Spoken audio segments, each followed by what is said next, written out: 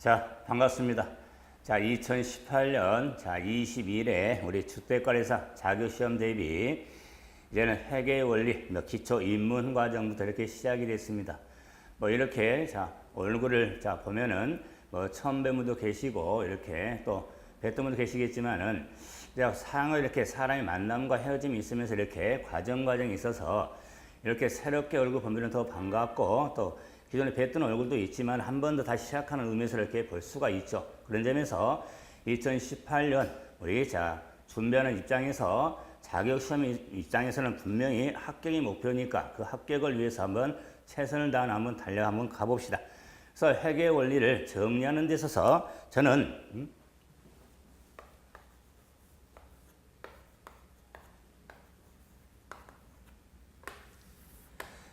회계 원리 그래도 제 이름은 또 한번 말씀을 드려야 되죠.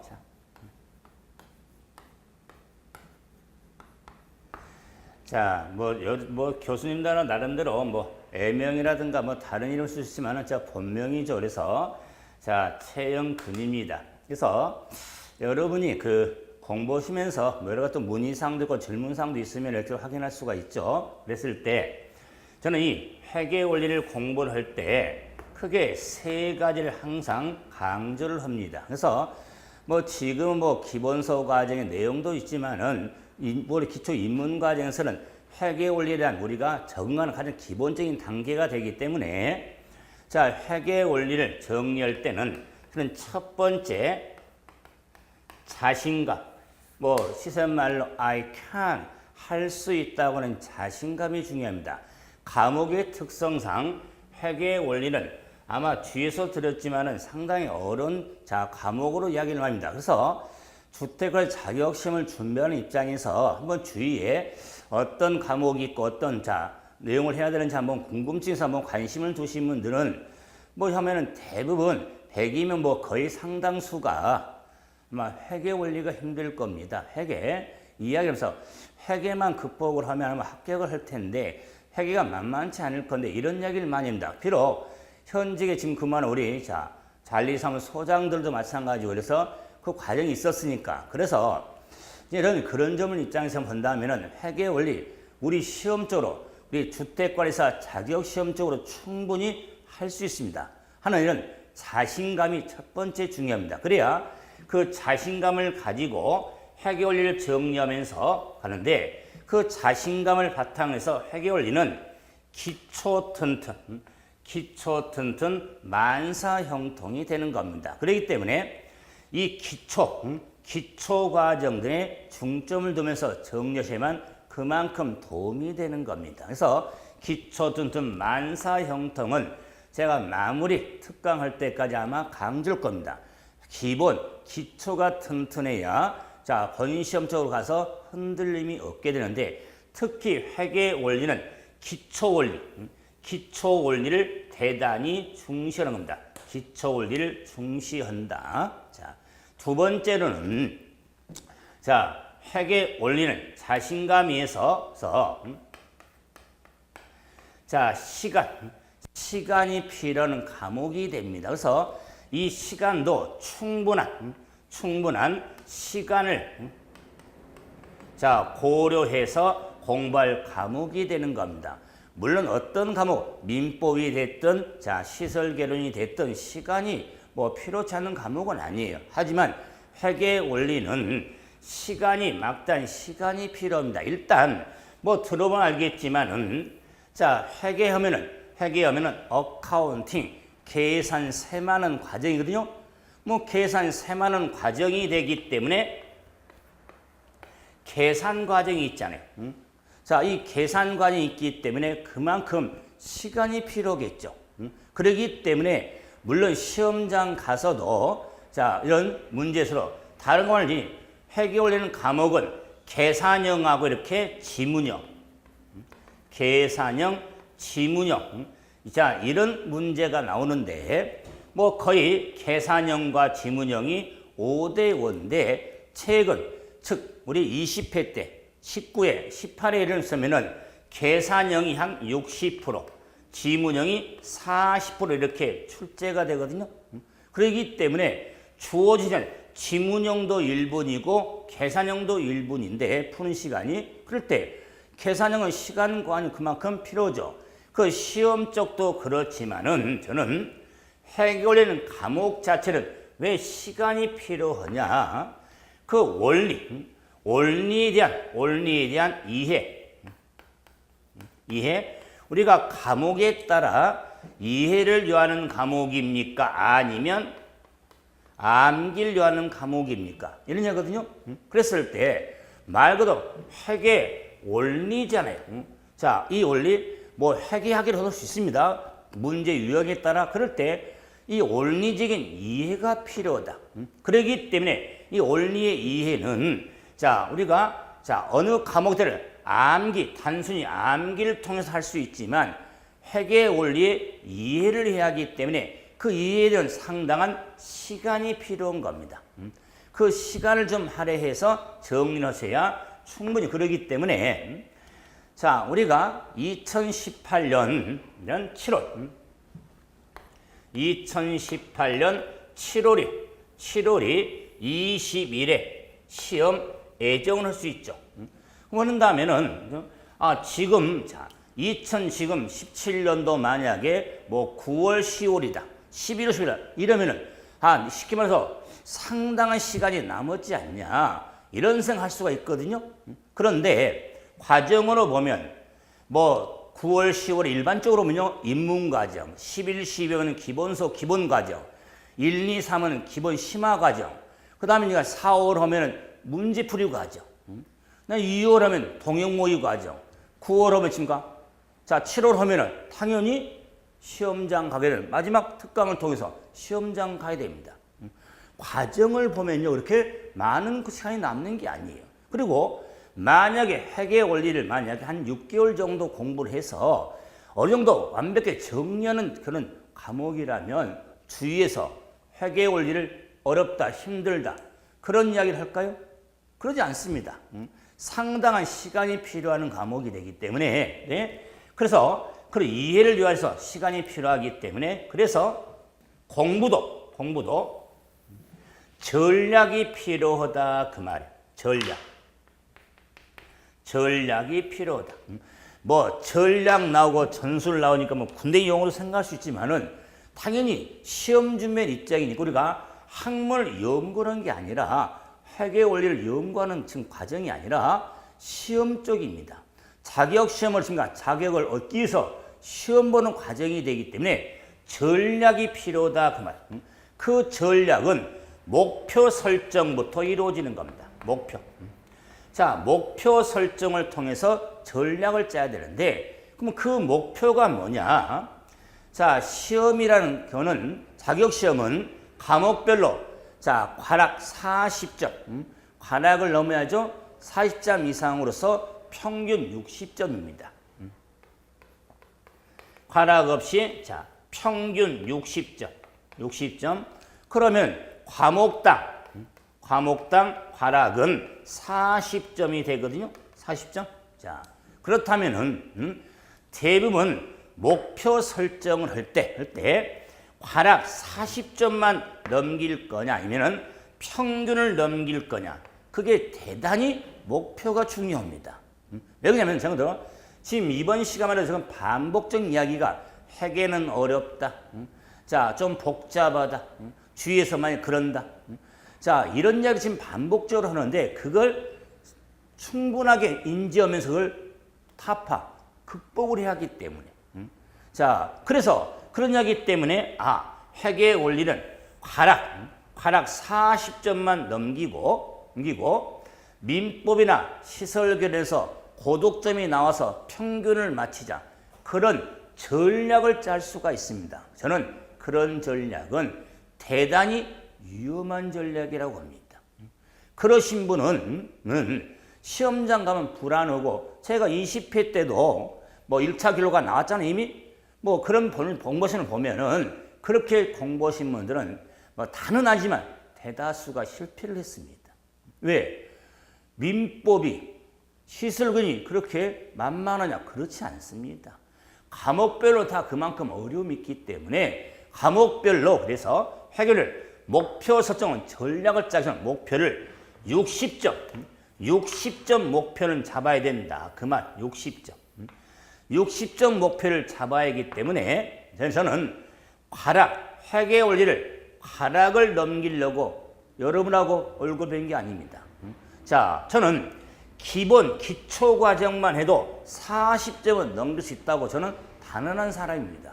그런데 60점은 못 넘습니다. 그러기 위해서는 기본서 과정 등을 통해서 문유 과정에서 20점을 올려고 이렇게 많은 시간들을 공부하게 되는 겁니다.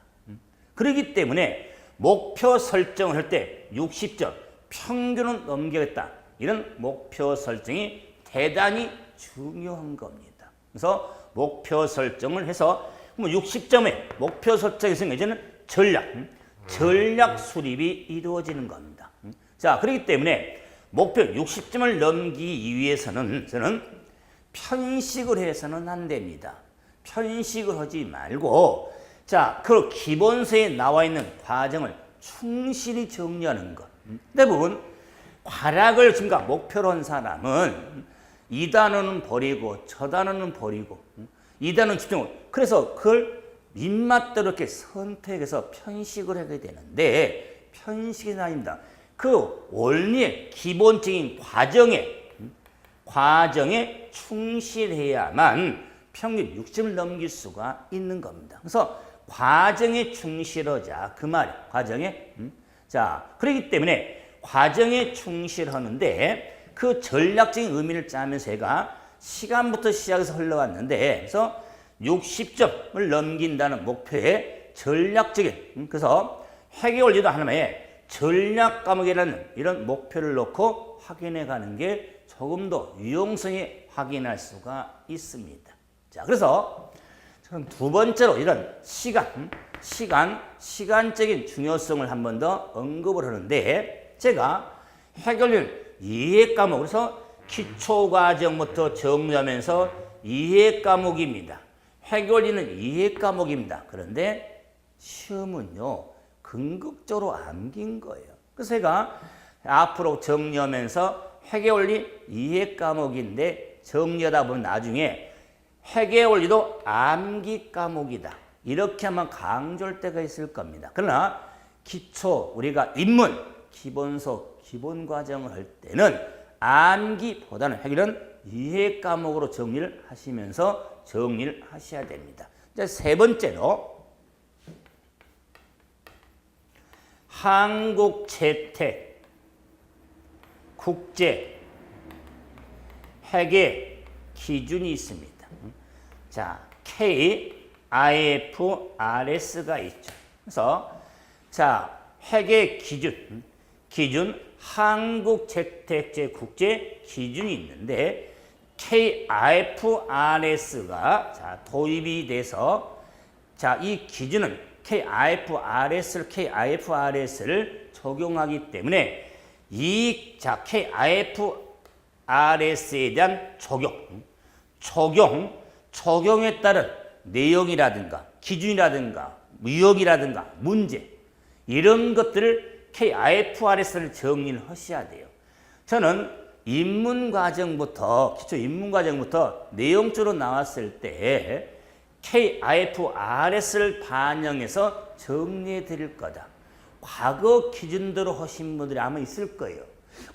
예전에는 이랬는데 왜 지금 설명 이렇게 하지? 그런 분들이 사실 많습니다.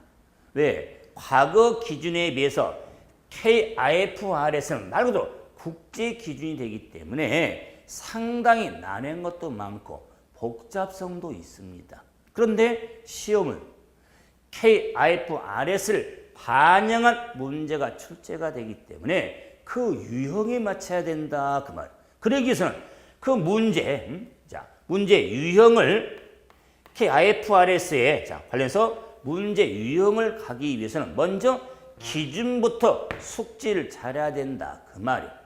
그래서 이 기준도 상당히 많은 기준이 현재 제정이 됐지만 우리 시험적으로 적용하는 중요한 기준도 있으니까 그 기준들을 살펴봤을 때 확인을 좀 하셔야 돼서 자, 저는 KIFRS를 반영해서 정리해 드리겠다 그 말. 그래서 뭐 과거에는 이랬는데 뭐 경우에 따라 약간 비교할 때가 있겠지만 거의 비교하지 않습니다. 옛날 기준 뭔 필요 있습니까? 시험조 출제 가능 출제되는 기준이 중요하겠죠. 이런 걸 감안해서 해결 정리할 때 제가 다시 한번 정리하고 번역을 하는데 해결 원리를 정리하면서 자신감, I can, 할 수 있다 하는 자신감을 저는 무척 강조합니다. 분명히 할 수 있습니다. 자, 목표 점수 60점 가능합니다. 고득점도 가능해요. 하지만 목표는 60점을 넘깁니다. 관악을 넘기는 게 아니다. 그래서 시간적인 충분한 시간, 타임 관리를 하자. 다음 스킬, 시간을 충분히 활용하면서 정리해서 기초 입문 과정부터 하나하나 과정에 충실하면서 정리하자. 자, 다음에 기준이 KIFRS를 적용하기 때문에 숙제가 이 기준에 따라서 정리를 하시고 그의 문제 유형도 봐야겠다 하는 자, 이 해결 정리하면서 해줘. 바탕을 한번 깔아봤죠? 그러면 본격적으로 이제는 우리 인문사가 자, 세 과목 이렇게 합본이 돼 있죠. 그래서 102페이지 보시면 부기와 회계가 나옵니다. 자, 이제 본격적으로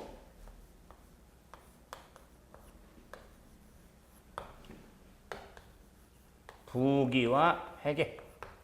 그래서 자, 부기가 뭐고 회계가 뭐고 더 이렇게 정리하게 되는데 저는 이 부기와 회계에 있어서는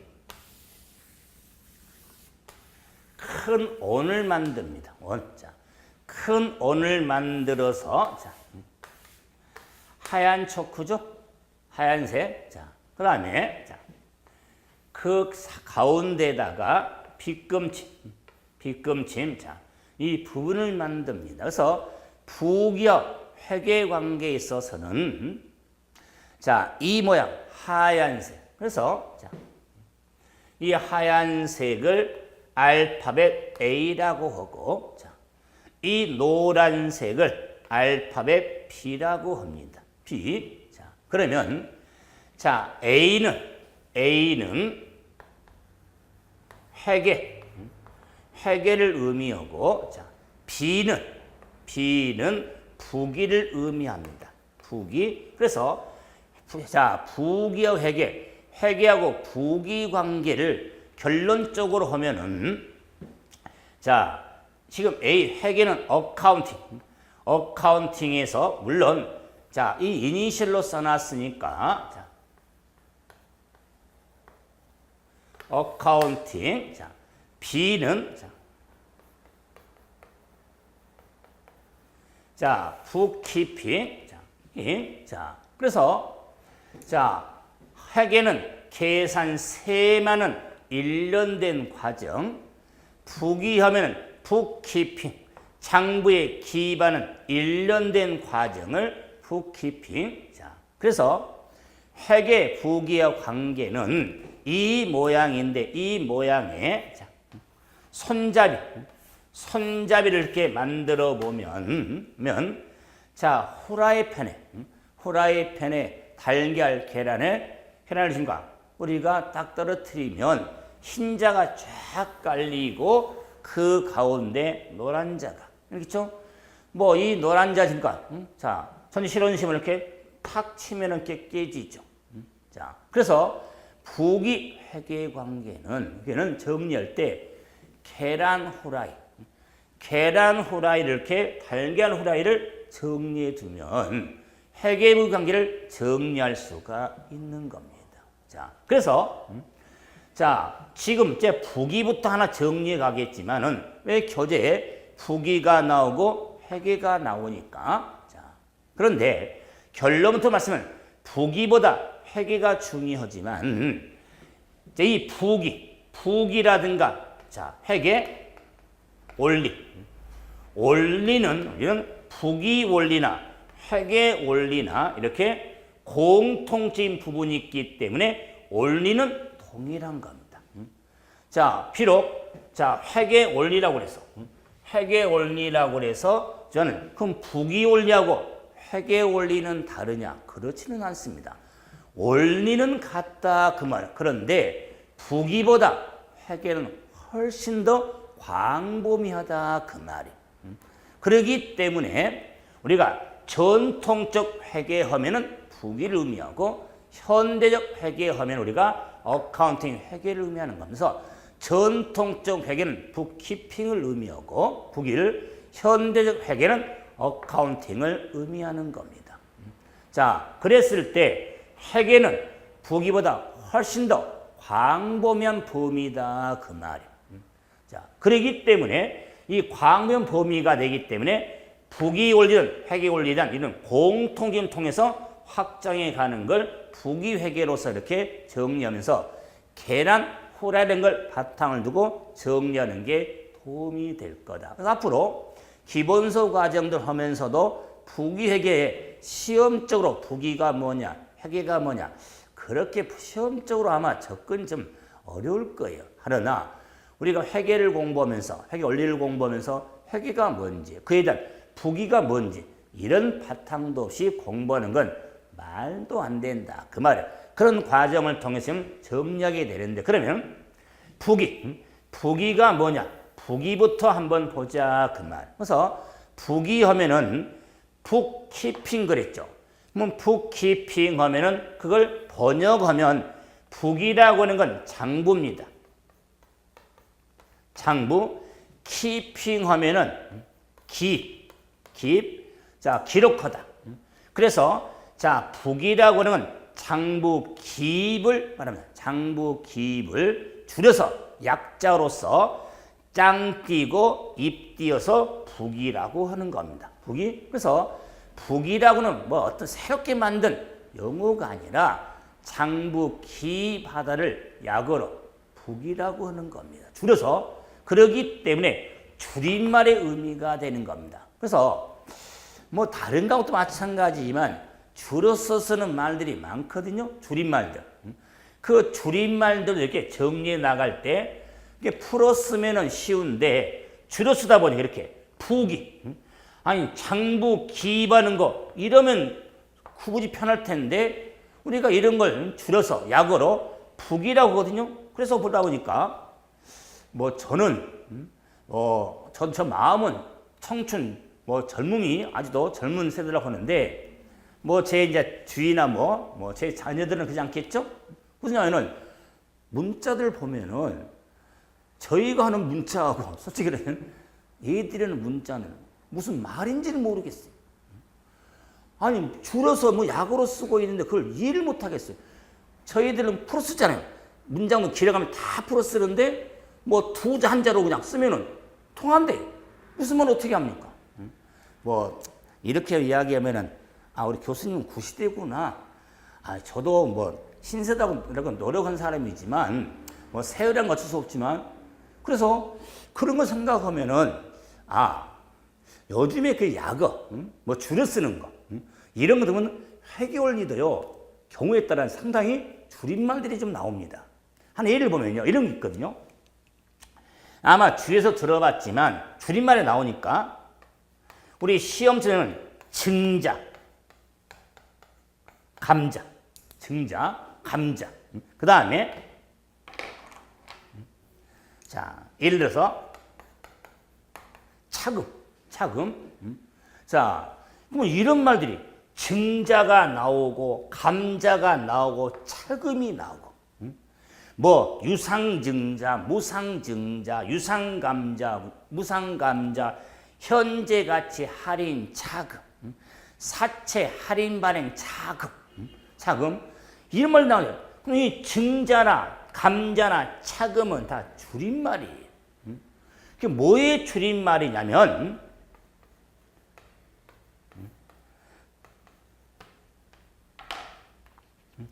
자 자본을 증가시키는 것, 자본을 감소시키는 것, 자본을 증가시키는 것을 증자, 자본을 감소시키는 감자라고 그래요.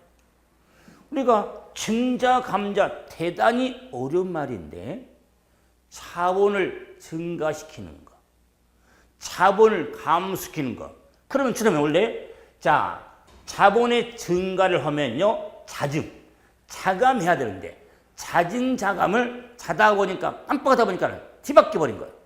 이게 증자 감자가 되는 거예요. 이런 말을 쓰다 보니까 증자는 자본금 자본을 늘리는 것이다. 감자는 자본금 자본을 줄이는 것이다. 이렇게 정리하면 되는데 원래 이게 증자 감자로서 그 정확한 줄임말도 모르고 내용으로 하니까 자, 더 황당한 게 있습니다. 차금이 뭐냐? 차금은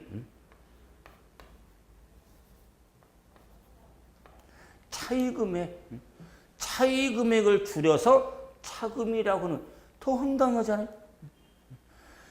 현재 가치 할인 차금, 사채 발행 차금, 차이금액.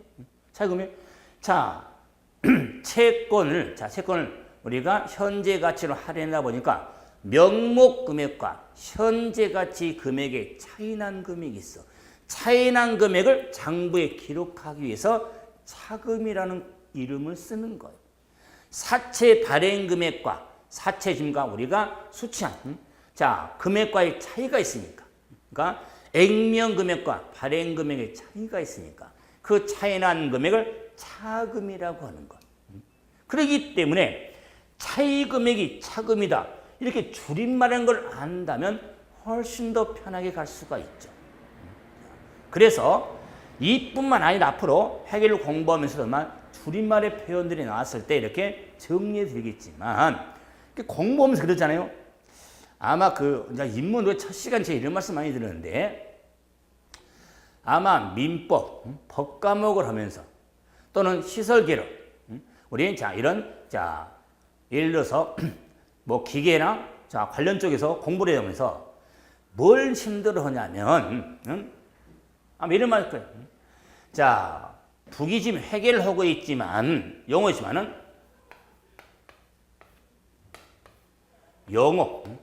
영어가 힘들다. 아니 그 과목서 사용하는 뿐만 아니라 우리가 어떤 학문을 공부하면서 사용된 용어가 있거든요. 그 용어가 무슨 말인지 영어라고 않죠. 그 말이 무슨 말인지 무슨 말을 의미하는지를 모르겠다. 사실 이것도 용어예요. 회계 용어예요. 증자, 감자, 차금 회계 용어예요. 그런데 이런 용어가 사전에 별도로 회계 용어가 나와있냐? 그렇지는 않습니다. 그러기 때문에 민법을 공부하면서 또 시설기를 공부하면서 그 과목서 사용된 용어가 있죠? 영어가 정리가 되신 분은요, 공부하는 과정이 빨라지는 거예요. 왜? 그 말을 무슨 말 알아들으니까. 근데 영어를 모르면은 그 다음에 가지를 못한 거예요. 왜? 그 말 자체를 모르니까. 뭐 저는 지금 회계를 강조하지만, 회계 정리하지만 민법도 시설도 중요한 과목이에요. 1차 과목 합격을 해야 되니까. 제가 지금 여러분 얼굴 뵐 목적은 2018년 7월 둘째 주에 본 시험에서 합격할 수 있는 좋은 점수나 평균 나서 합격하는 게 목표예요. 제가 일반적으로 회계에 대한 우리가 전문적인 것들은 교양적인 지식을 들어하는 강좌가 아니에요. 그렇기 때문에 제가 이런 말씀을 드렸을 때 제가 뭐 자신감 이야기를 한번 말씀드렸지만은 전략도 필요하고 이런 걸 감안해서 이렇게 하나하나 과정을 흘러가면서 영어, 그래서 회계도 사용하는 용어가 많습니다. 그런 용어도 줄임말도 있기 때문에 이런 걸 감안해서 정리하게 되는데, 그래서 이제 다시 와서 부기는 장부를 기바들을 줄여서 부기라고 하는데, 부기가 뭘까? 그러면 또 한번 확인해 봐야겠죠? 부기.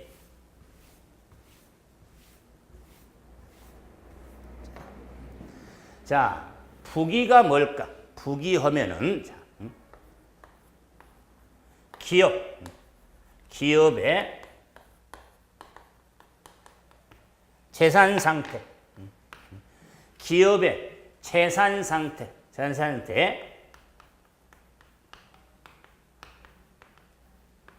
증감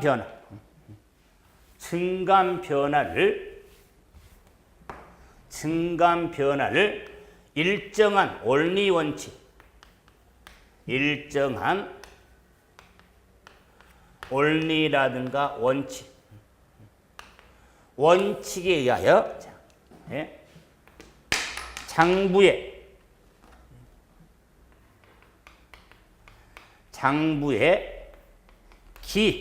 기반은 일련된 과정. 자, 이미 북이라는 의미에서 장부 기바들 약어로 언급을 했었죠. 이걸 지금 북이가 뭐냐를 좀 더 풀어놓은 건데, 기업의 재산 상태 증감 변화를 일정한 원리 원칙에서 기록 계산 정리하는 과정을 북이라고 하겠다. 그랬을 때 기업 중시됩니다. 자, 그러면서 이 재산 상태 하면은 정리하겠지만은 기업의 재무 상태라든가 경영 성과, 이 재산 상태의 변화를 우리가 재무 상태라든가 경영 성과 등으로 구분해서도 나타낼 수가 있는데, 그래서 재무 상태, 경영 성과 등의 증감 변화를 일정한 원리는 기록하는 건데, 증감 변화도 제가 줄임말 영어라고 그랬죠? 이 줄임말의 의미로서 증감은 감소의 의미를 말한다. 증감변은 증가 감소. 자, 그렇기 때문에 이 증가 감소를 플러스 마이너스, 그래서 증가는 플러스, 감소는 마이너스. 어렵지 않죠? 그래서 회계 원리의 기초. 장부의 기입하는 과정의 기입은 증감 변화를 기록하는 겁니다. 증가 아니면 감소, 플러스 아니면 마이너스. 느냐 주냐, 증가 감소를 기록하지 반증가, 반감소 이런 걸 기록하는 건 아니에요. 그랬을 때 이 증가를 플러스, 감소를 마이너스를 다른 말로 표현하면은 증가라는 표현은 유입, 감소라는 표현은 유출. 그래서 유입, 흘러서 들어왔다, 유입. 유출, 흘러서 나갔다, 유출. 그래서 유입, 유출을 의미하는 겁니다. 자, 그래서 증가, 감소를 플러스, 마이너스, 유입과 유출.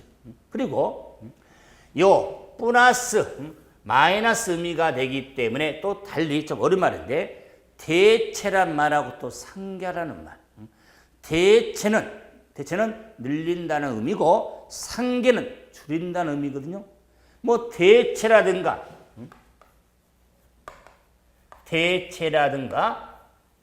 상계. 또는 그러니까 상계하고 계상. 뭐 대체하다, 계상하다, 상계하다. 이런 말들이 회계 용어거든요. 대체하다, 계상하다, 상계하다. 그런 의미도 우리가 플러스 마이너스로 이렇게 그래서 대체 다시 바꿔서 기록하는 거, 늘리는 거, 계정에다가 올리는 거, 계정을 서로 맞춰서 계산하는 거, 빼는 거, 계정에 올리니까 더하는 거고, 계정에 상계서로 맞춰서 계산하니까 빼는 거고. 그런 의미로서 뭐 대체, 계상, 상계 이런 것들을 내용적으로 놨을 때 이게 비록 회계 용어들이에요. 이런 용어들도 정리를 잘하라고 그랬죠. 그러면서 증감 변화에 있어서 이렇게 이런 유입과 유출에 있어서 증감 변화를 기록하는데, 이 기록한 게 뭐냐? 증감이란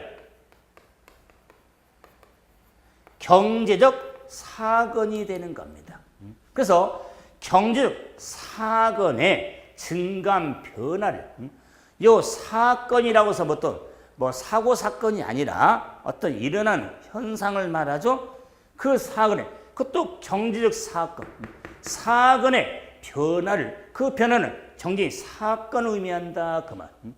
그 경제의 사건에 대해서 증감 변화를 의미하는데 그 증감 변화를 장부에 기록해서 경제의 사건을 기록하는데 그 사건이 증감 변화다 그 말. 늘고 주는 것. 그걸 기록하는데 일정한 원리 원칙에서 기록하는데 이 일정한 원리 원칙하면 많은 것 같지만 크게 두 가지입니다. 크게 두 가지인데 원리 원칙하면 들어도 싫지 않는 거래 이중성 대차 평균의 원리 대차 평균의 원리 자, 그래서 아마 회계 원리를 공부를 하면서 귀에 따갑도록 듣는 게 거래 이중성하고 대차 평균의 원리. 자, 이게 일정한 원리 원칙이다 그 말이에요. 그래서 거래가 발생이 되면 경쟁 사건을 거래라고 하는데 거래 발생이 되면 이중성 자, 함께 자, 기록하는 것 그 함께 일면 차변과 대변. 그래서 그 회계 용어 역시 차변, 대변.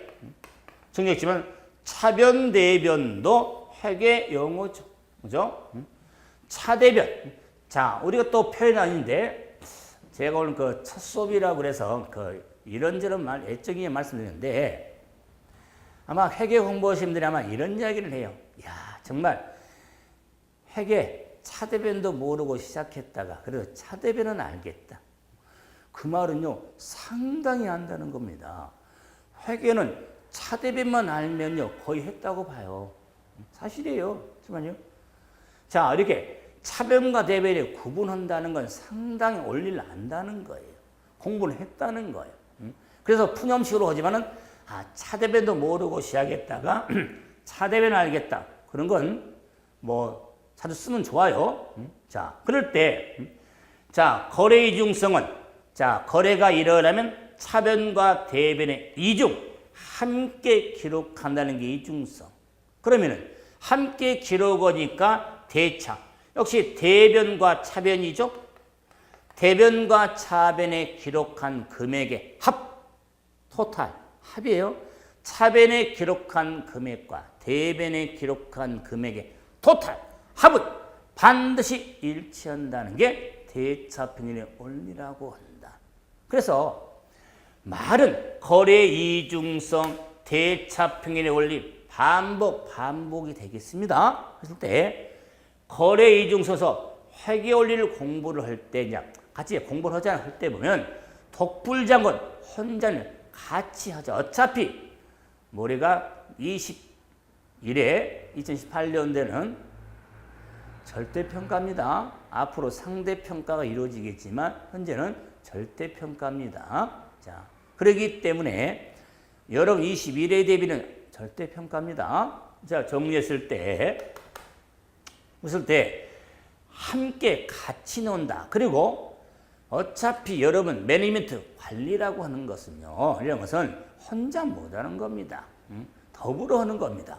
그렇기 때문에 거래 이중성은 함께 혼자는 안 된다. 그 말에서 같이 차례를 함께 기록한다. 그러면서 그 기록은 평균 동등해야 된다. 아니 남을 존중해 자기만 잘났다고 하면 어떻게 살합니까? 상대방도 나만큼 잘났다고 존중을 해줘야죠. 동등을 서로 인정을 해야죠. 타인을 인정함으로 시작한다고 그랬잖아요. 대화가. 그런 식으로 회계 원리는 거래 이중성 같이 논다. 그 같이 노는 사람은 끼리끼리 놀죠. 평균. 거의 자 동등한 위치다. 그 말이에요. 그 동등한 위치가 나오니까 우리 기준에 말 나와요. 기준에 재무제표는 소멸은 예를 들어서 재무상태 변화, 포괄손익 계산은 비중은요 동등한 겁니다. 어느 재무제표가 중량이 이렇게 차이가 난 게 아니에요. 각 재무제표 간의 비중은 동등한 겁니다. 그래도 기준이 나와 있지만 그래서 대차표는 원리를 확인하면서도 정리가 되어지는 겁니다. 그럼 이제 이런 원리 원칙에서 장부에 기록하는 것을 자 부기라고 하는 겁니다. 그렇기 때문에 이 부기는 원리 원칙에 따라서 그래서 기록하기 때문에 보시면 자 우리가 부기라고 하는 게 유용성이 뭐냐면 이중성이나 평균을 기록하기 때문에 뭐 교재에 뭐 나오지만은 한 해가 나와 있죠. 예를 들어서 기계장치를 현금으로 구입하다. 뭐 기계를 현금으로 샀습니다. 그럴 경우에 자 단순하게 우리가 자 기계를 현금으로 사면 이중성에 따라 기계도 기록하고 현금도 기록하면 그 기록을 합은 일처니까 뭐가 돼서 그만큼 잘못된 것도 쉽게 알 수도 있고 자 그래서 이런 부기에 있어서는 유용성을 할 수 있습니다. 그래서 이중성과 평균 원리에 따라서 정리도 할 수가 있는데 그래서 이 원리 원칙에 따라서 자 기입하냐 안 하냐 그래서 기입 방법 원리 원칙에 따른 방법에 따라서 단식 부기하고 복식 부기로 구분이 됩니다. 단식과 복식으로 구분이 되는데 단식, 복식 아니면 부기예요. 장부에 기입하는데 단식과 복식. 그래서 자 원리 원칙에 의하냐 의지 않냐. 그래서 기장 형태에 따른 의미로서 자 원리 원칙에 의하지 않고 상식인 수준에 기록하는 걸 단식, 복식 부기는 일정한 원리 원칙에서 기록하는 것을 복식 부기라고 하겠다. 자, 그렇기 때문에 단식은 만약에 기계장치, 기계장치를 구매하다. 뭐 기계장치 만약에 10만 원, 10만 원을 현금으로 구매하다. 현금 구매 자, 있어서 단식은 기계를 구매하다.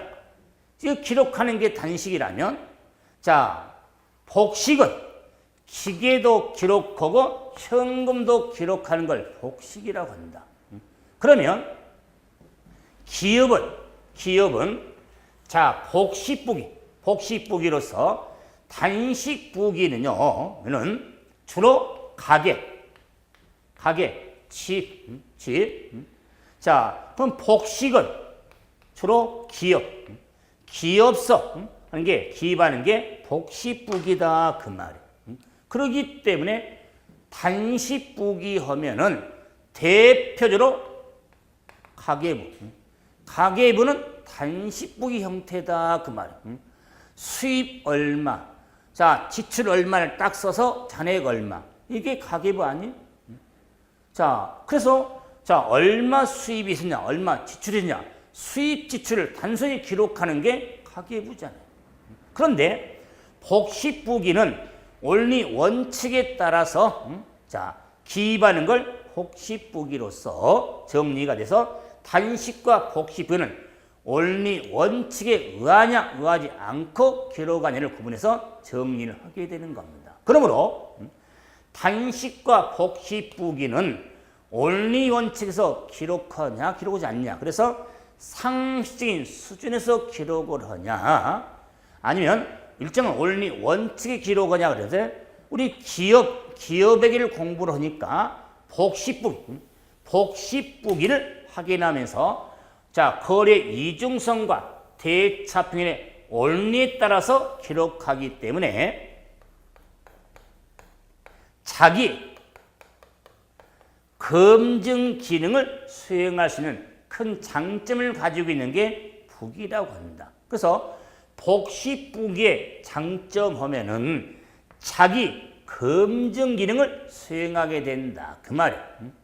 차대변 함께 기록해서 차대변 합은 반드시 일치하기 때문에 자기 검증 기능을 수행할 수가 있겠다. 자, 그러므로 복식부기는 단식보다 우수한 점이 많기 때문에 1400년도에 누카 파치올리로부터 지금까지 복식부기가 널리 사용되고 있는 겁니다. 그 많은 좋은 장점이 있기 때문에 사용할 수 있는 거죠.